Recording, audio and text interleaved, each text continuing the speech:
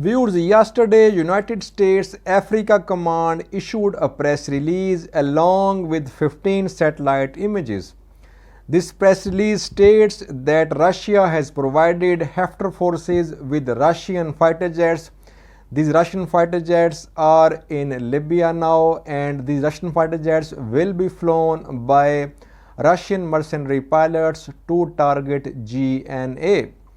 Before having a look at this press release, viewers, United States itself has a long history of foreign military interventions. I recorded a video on this topic, and right now when I'm speaking, you can see a video card displayed on your screen. If you click on this card, you can see that video about the military interventions of America in other countries. At the end of this video as well, you will find the link to that video about military interventions of America in other countries within the last 2 centuries.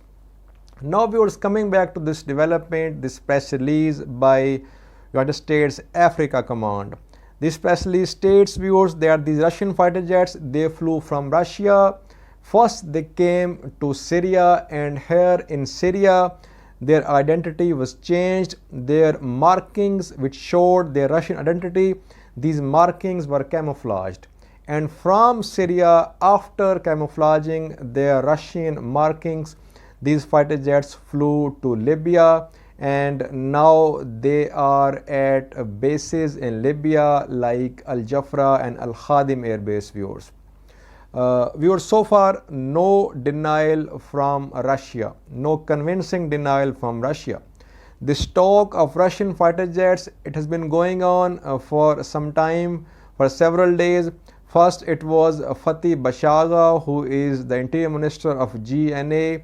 He had claimed that Russian MiG-29 and Sukhoi 24, they had reached Libya to back Haftar forces. Russians did not respond to this accusation. They kept quiet. Instead, very next day, Al-Mizmari, the spokesperson of LNA, he said that these fighter jets they belonged to Libyan Air Force, and they were refurbished fighter jets of Libyan Air Force. But now, viewers, this evidence has come from United States Africa Command, this press release along with 15 satellite images. So far, no convincing denial from Russia, viewers.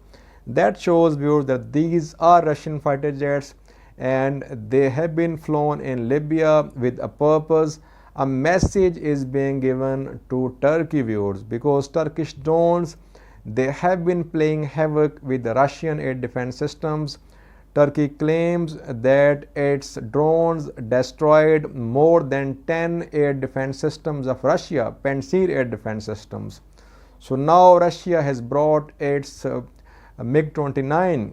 MiG-29 can easily hit Turkish drones, viewers. So now Russia is sending this message to Turkey, viewers, that if you hit our Pantsirs, our military equipment, we will hit your drones, viewers. That is why we haven't seen any airstrikes by Turkish drones on these Russian air defense systems within the last 4 days. I actually compiled a video on this topic as well, which read that Turkish drones have gone silent. So Turkish drones, yes, they have gone silent.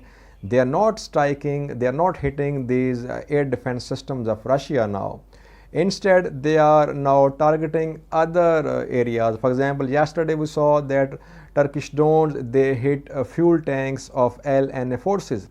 So I think now they are avoiding these Russian air defense systems, and these fighter jets flown in from Russia to Libya, they are basically meant to send a message to Turkey that Turkey and Russia should not be involved in this war directly. They should avoid this direct confrontation.